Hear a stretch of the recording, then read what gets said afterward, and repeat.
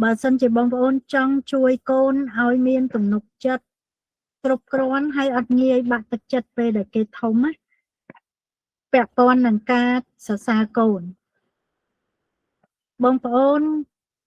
ភាគច្រើនយើងអត់ដឹងហ៎យើងគិតថាហ្នឹងវាជារបៀបលើកទឹកចិត្តកូនណាយើងទៅសើតែពេលណាកូនធ្វើអីបានល្អកូនធ្វើរៀនបកែជាប់លេខ1អីអញ្ចឹងយើងទៅសើយើងត្រេកអរគ្រប់គ្រងអញ្ចឹងណាតែបើយើងទៅសើតែអាហ្នឹងណាវាអត់បានជួយកូនយើងទេពីព្រោះយើងកំពុងតែបង្រៀនគេថាកូនឯងត្រូវតែជោគជ័យរហូតអត់អាចបរាជ័យបានទេអញ្ចឹងអាហ្នឹងវាជាចំណុចរាំងស្ទះការអភិវឌ្ឍកន្លែងទំនុកចិត្តលើខ្លួនឯងថាថ្ងៃក្រោយទៅពេលដែលគេធំសូម្បីតែគេនៅក្មេងរហូតដល់ធំហ្នឹងបើគេគិតថារឿងអីហ្នឹងធ្វើទៅអត់បានលទ្ធផលល្អគេអត់ហ៊ានធ្វើទេថាអត់ហ៊ានធ្វើហ្នឹងហើយដែលបាត់ទំនុកចិត្តណាតាមពិតដំណើរការអភិវឌ្ឍខ្លួនឯងវាត្រូវតែមានការឆ្លងកាត់បទពិសោធន៍បរាជ័យខ្លះដើម្បីគេអភិវឌ្ឍខ្លួនហើយក្នុងជីវិតហ្នឹងជារួចទេទោះបីជាយ៉ាងណាក៏ដោយយើងនឹងជួបឧបសគ្គនៅក្នុងជីវិតហើយអាការឆ្លងឧបសគ្គមួយហ្នឹងយើងត្រូវការគេមានទំនុកចិត្តលើខ្លួនឯងយើងត្រូវការគេរឹងមាំធន់នឹងបញ្ហាអញ្ចឹងបើសិនជាបងប្អូនសរសើរកូនតែលទ្ធផលល្អ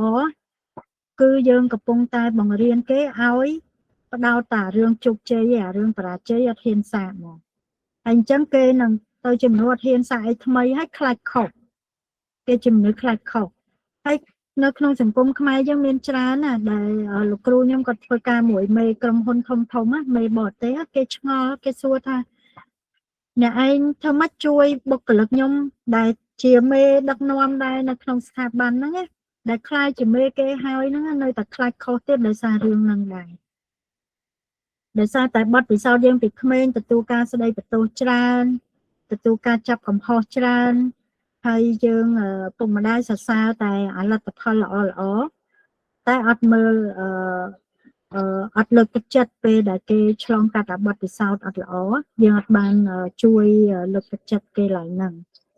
អញ្ចឹងវិធីសាស្ត្រមួយដែលពង្រឹងភាពជឿជាក់លើខ្លួនឯងទំនុកចិត្តលើខ្លួនឯងភាពក្លាហានរបស់កូនបងប្អូនអាចព្យាយាមសង្កេតមើលពេលគេខំប្រឹងធ្វើអីហើយបងប្អូនសរសើរគេអាការខំប្រឹងហ្នឹងហើយអាហ្នឹងក៏ជាអីដែលចិត្តសាស្ត្រគេរកឃើញដែរថាចង់ឲ្យកូនយើងមានភាពក្លាហានមានទំនុកចិត្តលើខ្លួនឯងអត់ខ្លាចខុសអត់ងាយបាក់ទឹកចិត្តមានឯករាជ្យភាពហ៊ានសម្រេចចិត្តអីពិបាកហ្នឹងហ៊ានធ្វើអីថ្មីគឺ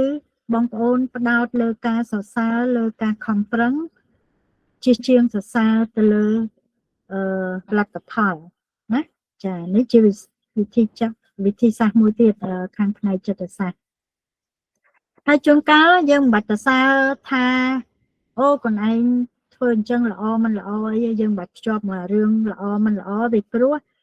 អាល្អមិនល្អហ្នឹងវាអត់មាន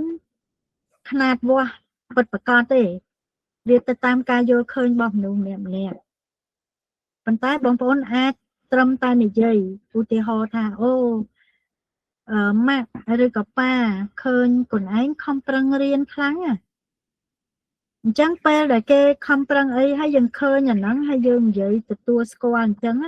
អាហ្នឹងក៏ជួយដែរជួយលើកទំនុកចិត្តគេហ្មងពីព្រោះ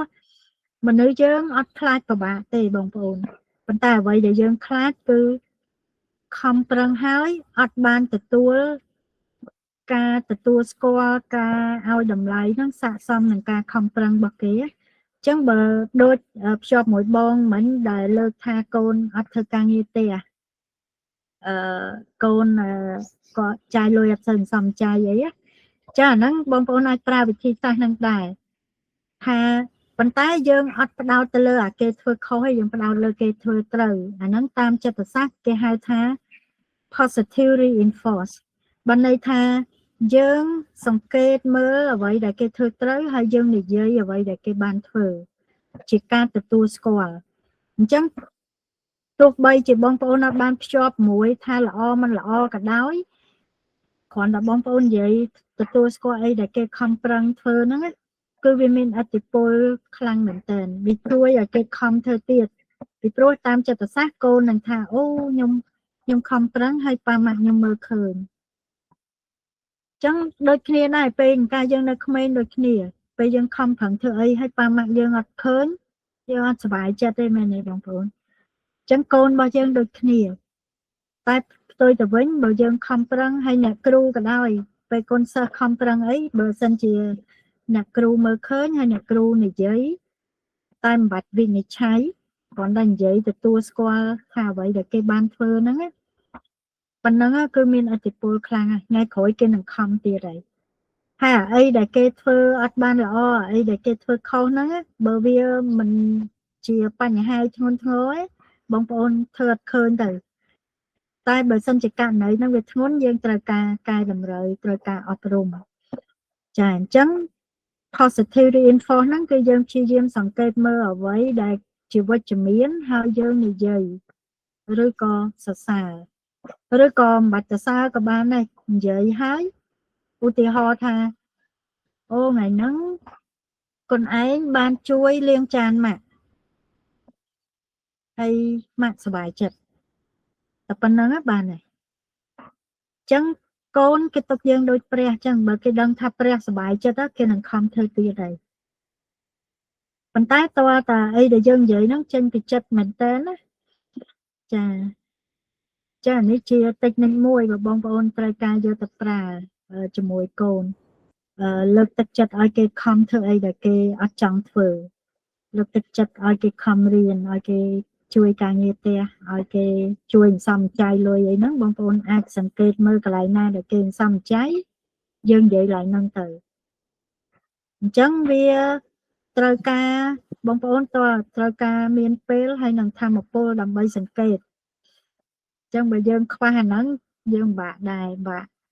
បើយើងមើលអត់ឃើញយើងមិនដឹងទៅលើកនិយាយពីអីទេណាចា